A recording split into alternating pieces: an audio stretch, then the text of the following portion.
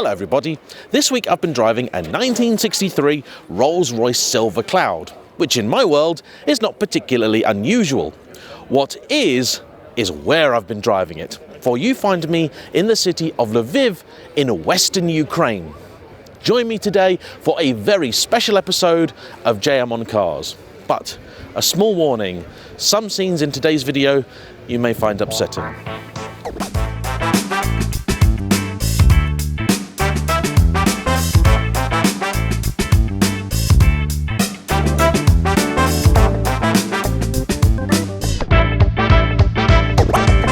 Of course, we didn't start here. No, this journey began 4 days ago.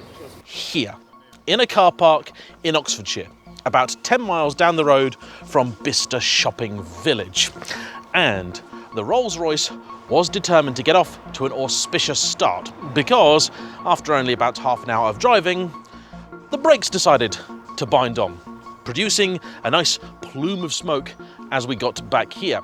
Handily, the lovely people from Everything M, who are just over there, were feeling very charitable and so got us on our way. And I'm hoping this is going to be the last drama from Dorothy. But of course, the story doesn't really start here. No, what's going on in Ukraine started 4 years ago. On the 24th of February 2022, after positioning their forces on the Ukrainian border, Russia invaded. The region had already seen significant conflict over the years before, with Russia having invaded Crimea in 2014. Vladimir Putin called it a special military operation, but we all knew what it really was. And, like every war, regardless of the politics, people get hurt. Not just soldiers, but civilians too. Many of us, when seeing the news, will have been saddened by events. We all talked about it, and a few people donated, but some do more. And that includes Finn Watt, who at the age of just 21 decided to put his own life on hold to help others he didn't even know. That is when he started Driving Ukraine, an organisation with a simple goal: to take vehicles from Britain which had reached the end of their working lives here and to give them a new one 1,500 miles east. To date, over 390 pickup trucks, ambulances, fire engines and other support vehicles have been donated, along with nearly £3 million of financial support raised. But there's a problem. Interest in the conflict is fading. More recent issues have been taking away the headlines, but the war is still going. Lives are still being lost, but Finn is still driving. So, to help reignite interest in what they're doing, they asked me to cover convoy number 58. Their largest yet, with almost 30 vehicles being donated at once. Wanting to raise the profile of the event, they also organised my rather unusual transport, and this car has an incredible story of its own. Driving a Rolls Royce towards a war zone may sound counterintuitive at best, or just dumb at worst, but there's a real history of the two together. Not only are Rolls Royce famous for the engines that have powered generations of fighting aircraft, but their cars have often been seen on the front lines too, with officers in both world wars using them as mobile command posts. The story of ours begins over 63 years ago. A Silver Cloud 3, it rolled out of the factory gates in 1963. It later found itself in the ownership of Alistair Caldwell, McLaren team manager for much of the 1970s and boss to one James Hunt. He owned the car across 7 decades, along the way racking up over 250,000 miles. He rebuilt the engine himself, towed caravans with it, and took it on the grueling Trans Am Rally, New York to Alaska, 18,000 miles, with his 94-year-old mother Dorothy breaking a Guinness World Record for the oldest active rally navigator.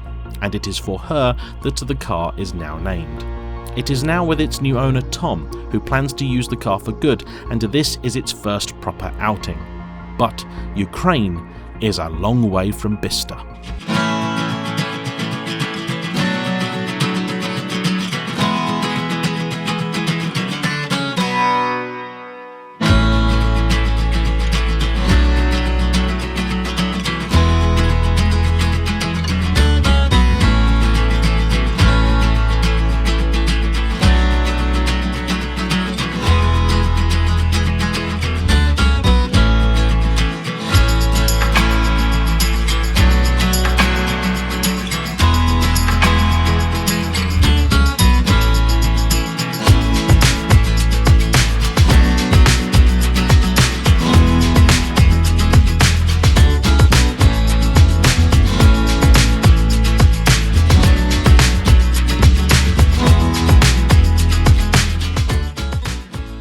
Now, I've done plenty of European road trips before, either on my own or as part of a larger group, and they typically have a nice, sexy destination in mind to lure you out.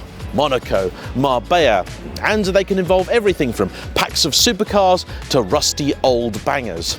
This one, as you might imagine, is a little bit different, and the people on it all have their own reason for taking part.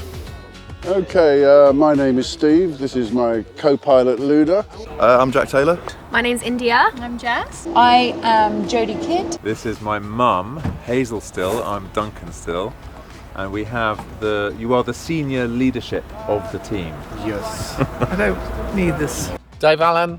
Jonathan Mackay. I am Matt. And I am Ed. Rob and Christy. Parry. This is our fourth convoy, the fourth convoy we've done together. It's a mother and son team, and Igor we've just met. I am a pet. I was talking to Simon LaFosse, who put us all together, and he basically said what really counts is turning up. And I think we're going to turn up. And I think even the people who've left Ukraine are traumatized. I mean, they of course are. They've all got friends and family there. They all know people who died. Everyone does. Everyone does. My dad is in the car a couple of cars back, and he was inspired to do it by his friend, and he said, I'm going to do this amazing thing, do you want to come along? And I was like, yes! It is rammed full of medical equipment for those folks in Ukraine who really need it. So we're delighted to be taking it to them. Delighted. Air Force veteran, and now dropping trucks off in Ukraine. After 4 years, it's really overwhelming, and I cannot be, grateful more for people doing this and helping. How do you feel driving an ambulance about? It's bloody brilliant. Comfy, big window, good chat, having a great time. It's amazing too, people let you in and they don't do that when you're in your Ferrari, do they, Dave? No, they don't.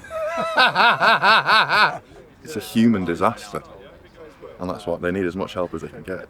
It's the media's pushing it as a war, and it is, but that's a part of it.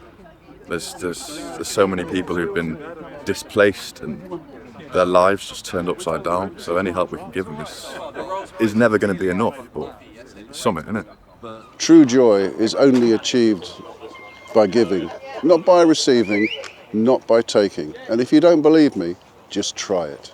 We were invited to join this when Finn came to our son's funeral.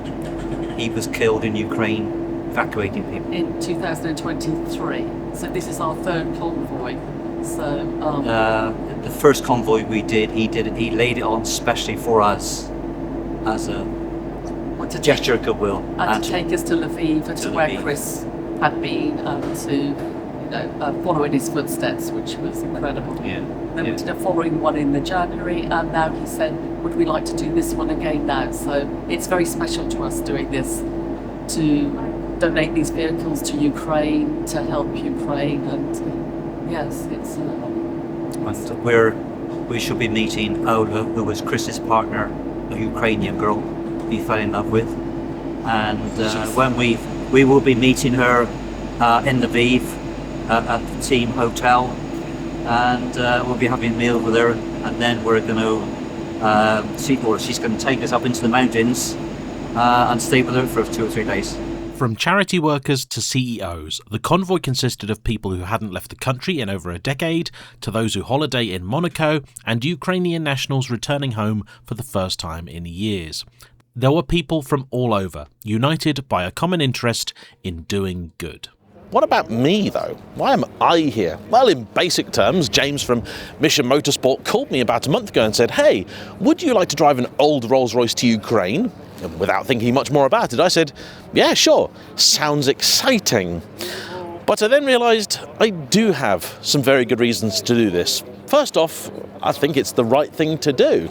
There are lots and lots of trips I could have taken across Europe, but none of them would really have the same meaning that this does. And I'm also doing it in memory of one particular person, Martin, my mother's husband. He served in the army, was then later involved in an incident which left him injured, and so spent a lot of time recovering. And I know from him the importance of helping to get soldiers from the front lines to a medical centre. And we'll explain to you shortly what it is they're doing here to aid with that, and how in the last decade or so technology has both hindered and helped frontline soldiers. Now, Martin unfortunately is no longer with us, but 4 years ago when this kicked off, he was. And he said, oh, if there was something I could do, I'd do it. Sadly, he wasn't physically able to at that point. But as I am, I thought I should. Our mission then was one of gravest importance. However, that doesn't mean you can't have fun, and part of the ethos of driving Ukraine is to make the journey getting there an adventure. And that's what it was, a 3-day cross-European road trip with a bunch of very different people, very different vehicles, and a few decent rest stops too, with plenty of great conversation. And here is just a short highlights reel of that journey, taking us all the way to the Ukrainian border.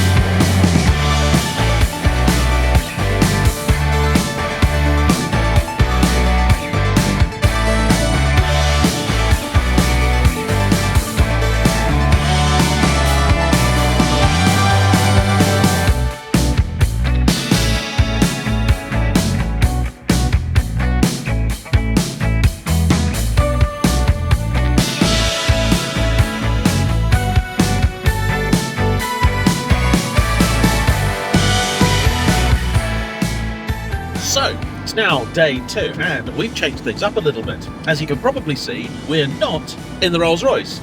Not because it's broken or anything, though I think it has given Tom, the owner, a tiny bit of grief. The brake problem we had a couple of days ago has come back, but not in a way which I think has yet affected things. But he wanted to drive that car and also play chauffeur for some of the amazing people that have joined us on this convoy.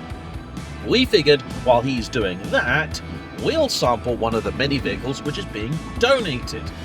After all, the Rolls is just here as a mascot. This is what it's all about. Now, most of the things going out there are pickup trucks. We've also got a few ambulances and at least one fire engine. This is a 2005 Toyota Land Cruiser Prado with a 4-cylinder diesel engine of some description in it, and automatic gearbox, all-wheel drive, and all the things you'd expect from it. The aircon is icy cold, and I've got to say, I really like this a lot. In fact, it tells you a lot about how far cars came on, in that this is actually a much more luxurious place to be than the Rolls Royce, which 42 years earlier was the epitome of luxury. This is much quieter inside, particularly in terms of wind noise. It's got a smoother ride. It's not quite as bouncy or floaty, but it's much more sophisticated. It goes better too. We did have a small issue earlier with the check engine light, but we turned it off and on again, and that's gone away, so don't think anything to worry about. It also sips fuel. By comparison, this has to be doing nearer to 40 mpg than it is to 10. And you know what? I like this a lot. I think I might have to get one for myself. In fact, if it weren't off to do something very, very important indeed, I'd try and be buying it off Finn and the boys. But it does have a really significant job to do. And we're now in Poland. Today is the longest day, 1,000 kilometers. And I've done 1,000 kilometers before, but 1,000 kilometers with 30 vehicles, that's a significant undertaking. And it's going quite well. In Poland too, though you can't of course go quite as fast as you can in Germany. In these we are restricted, but you can still do 140 kilometers an hour, which is about 85, I think 88 mile an hour, something like that, which is nice. And yeah, we're enjoying ourselves. It's an excellent mobile camera car. We've been using it to get lots of shots. Alex, who's behind the camera, I have to say an enormous thank you to for coming out and doing this, from 5 Automotive Maps and some of his work from our Blyton Park track events. Well, he's doing a great job, and yeah, we're having a very good time. If you didn't think about what it is that we were going off to do, I'd say this is just a nice, fun, cheap car road trip. And the vehicles, by and large, are behaving themselves. A testament to them. Anyway, got some more miles to do, so let's cue another montage. And the next time I speak to you, we'll be at the Ukrainian border. But that's tomorrow. Tonight, we're going to enjoy Krakow. See ya.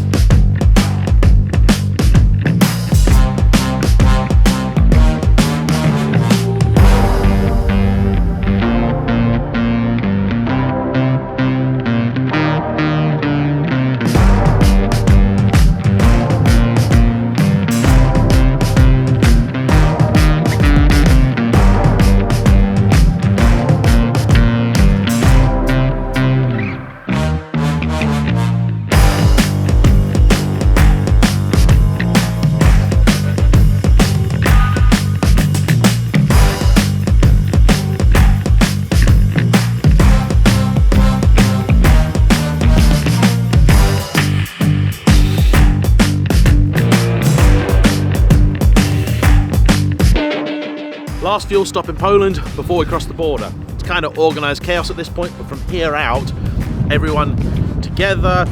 It's going to be a few hours at security. We probably can't film that, but because the Rolls Royce is coming back, we'll be first through, and we can collect people's thoughts on being in Ukraine.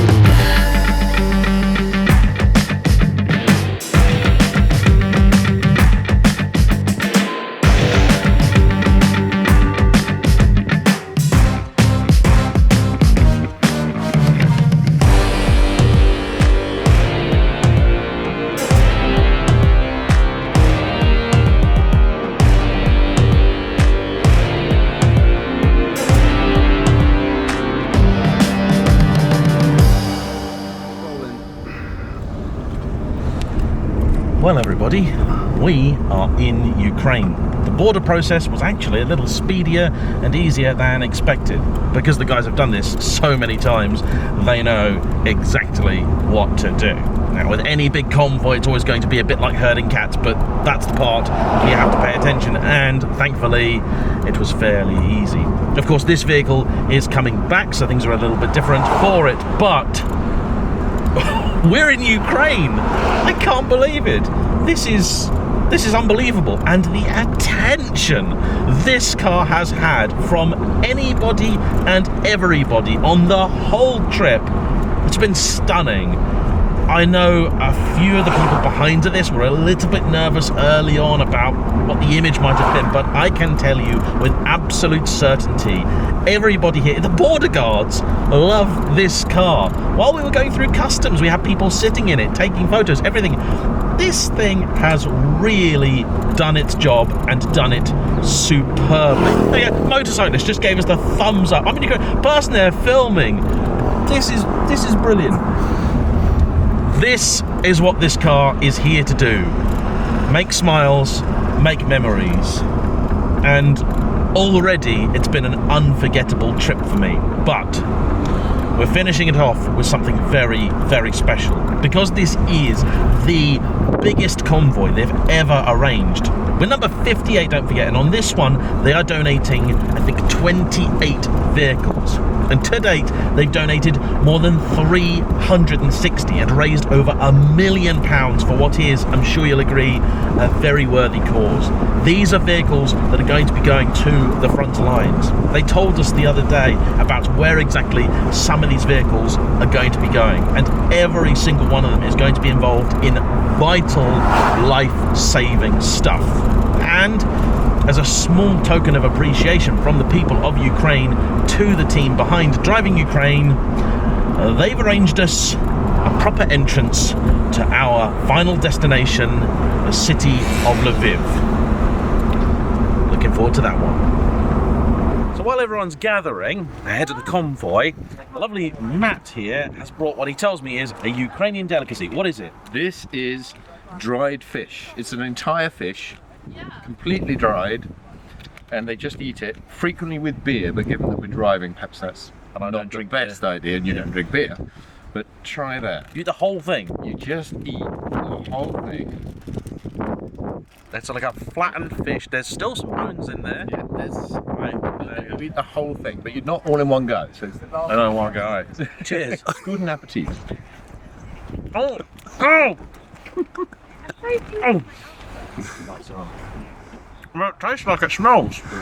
Very fishy. Well, it's kind of super concentrated fish. Oh. What do you think? I'm not big into fish. That's all right, actually. That's not bad. I learned to love it when I spent a lot of time here. Yeah. There you go. First local delicacy tried. Thank you, man. Good on you. Okay, guys. Welcome to Ukraine.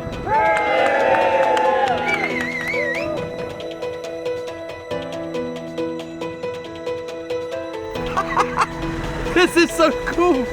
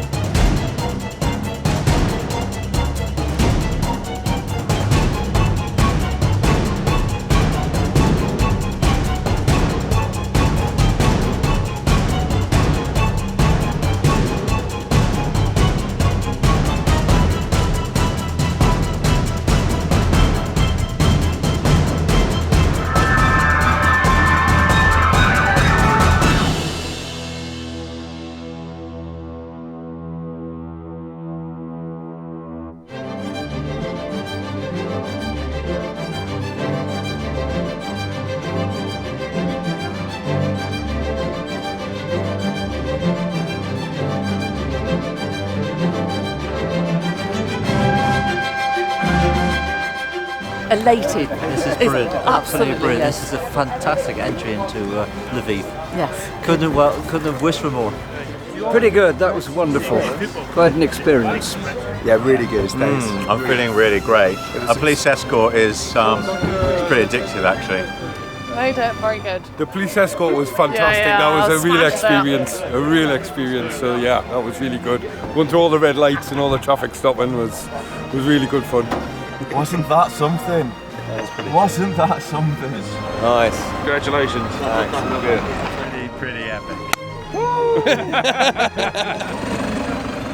I've never run a red before, I ran a red. I've never had a police escort before, I had a police escort. These two things are bucket list stuff.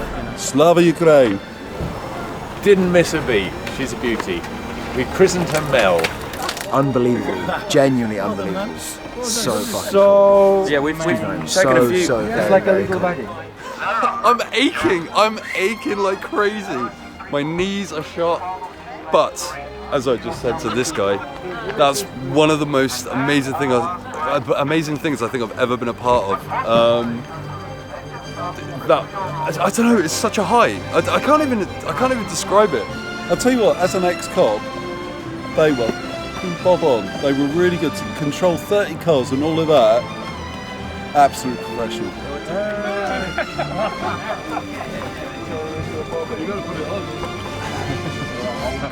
In Lviv at our hotel. What an amazing experience.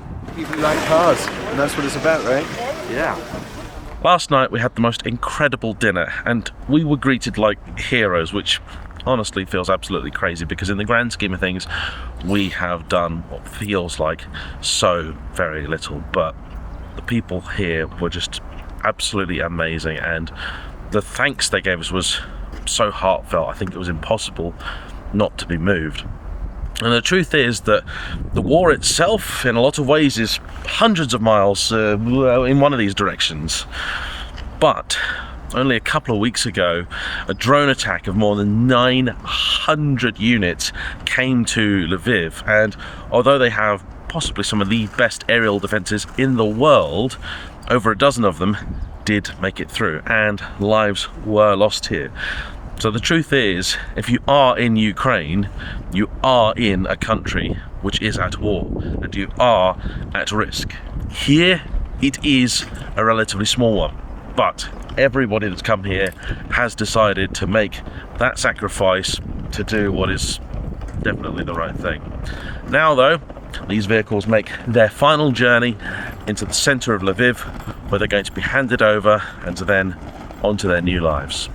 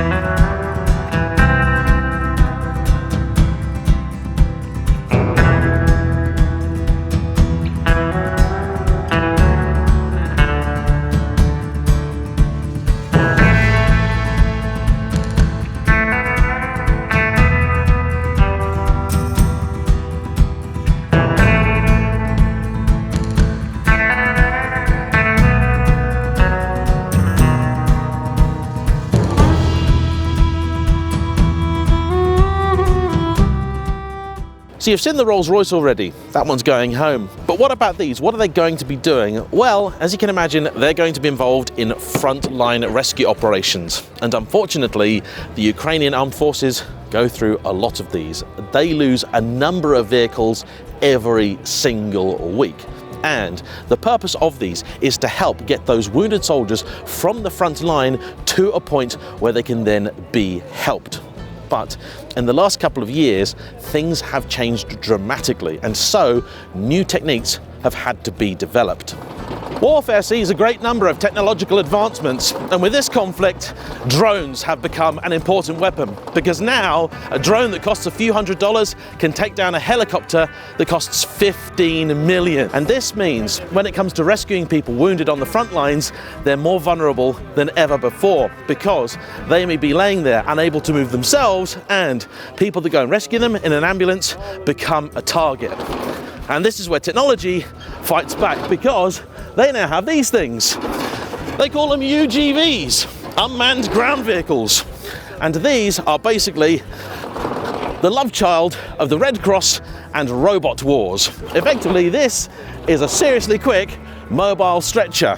And the point of this is to help get people into one of these pickups so then they can be taken to where help can be rendered.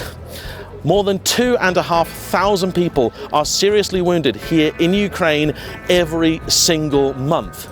A great number of those in locations that are difficult to get to and in conditions where getting care to them fast is absolutely vital. We got an amazing talk last night and they told me that one of these helped evacuate a soldier 64 kilometers back to a point of safety. Absolutely incredible technology. And all of the excess money from this goes to buy things like this. In fact, we, on this trip alone, I believe, have bought 2 of these things. And they're not cheap.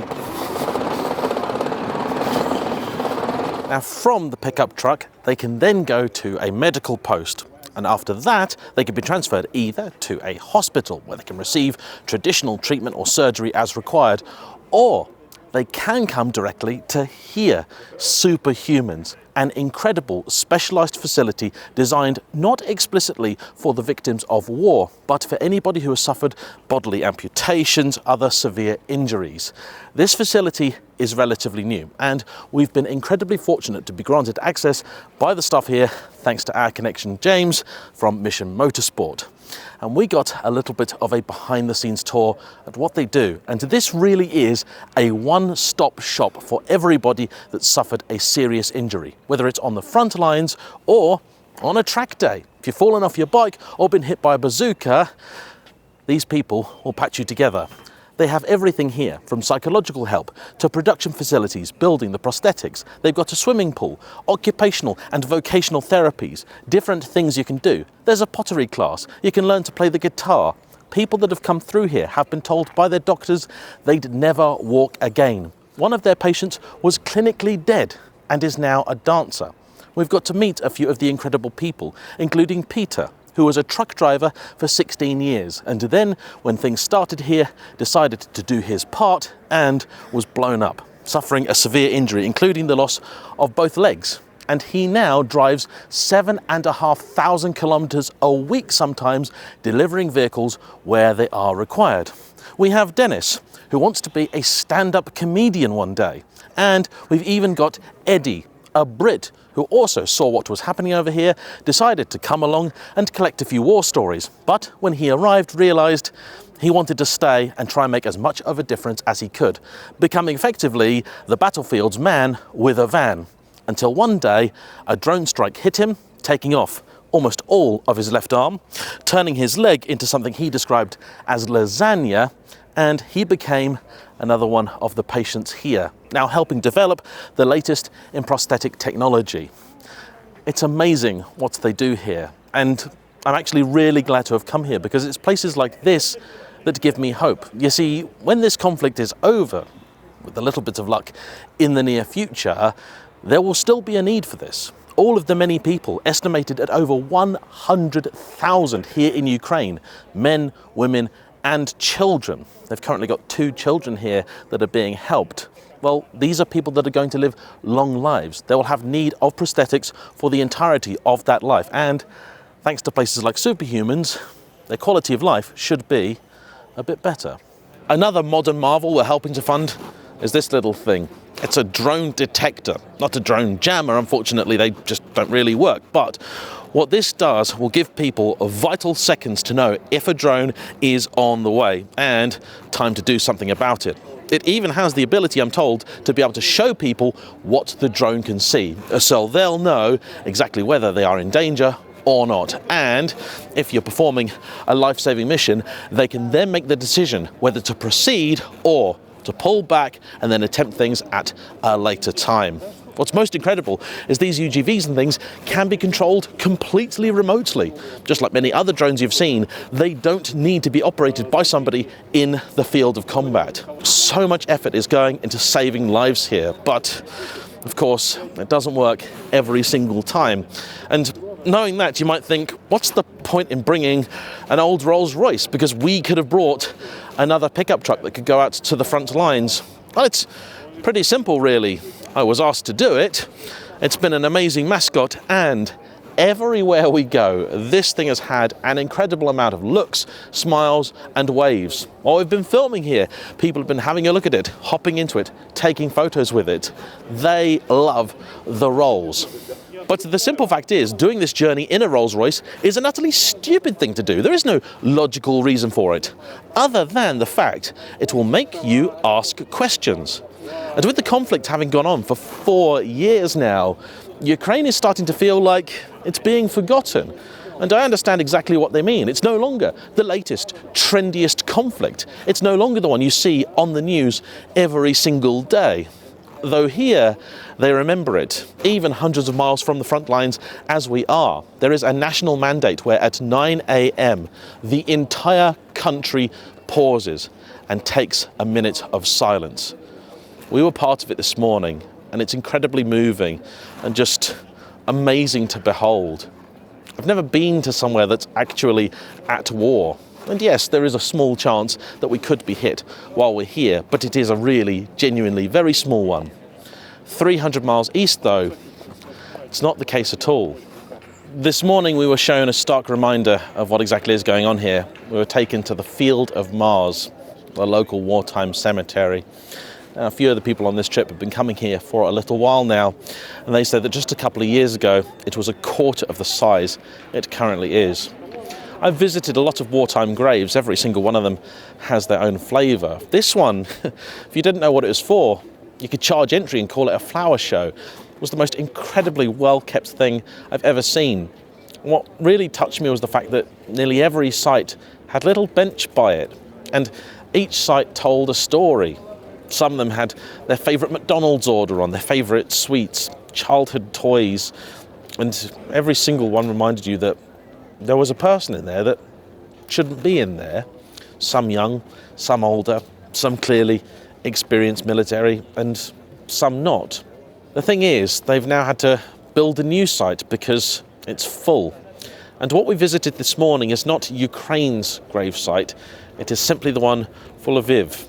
Every big city apparently has one of these, and some of the smaller ones too. And they are getting bigger every single day. Having seen that, it feels like what we've done here is really nothing. I haven't even done any fundraising because I was involved so late on, but I can still do some after the fact. So if you want to help out, we'll put a link in the description down below. And of course, if you want to come and join Finn, Jacob, and the team for this, of course, they would love for you to do so. And it seems so strange because part of me is in autopilot YouTuber mode where I want to say, yeah, cool, book on for next year's trip, but I really hope there isn't one next year. Truth is, they run one of these fairly frequently. By the time the next one is on, maybe too late, the video will probably go out a little bit afterwards. However, there will, I'm afraid, more than likely be another one. And as I was walking around that gravesite, there was just one thought that I had, which is the fact that unlike all of those other war sites that I visited, this is the only one where we actually have a chance of stopping it getting any bigger. The graves of World War II or Vietnam, those places, they are now really historical sites. But this is not, it's a current active conflict.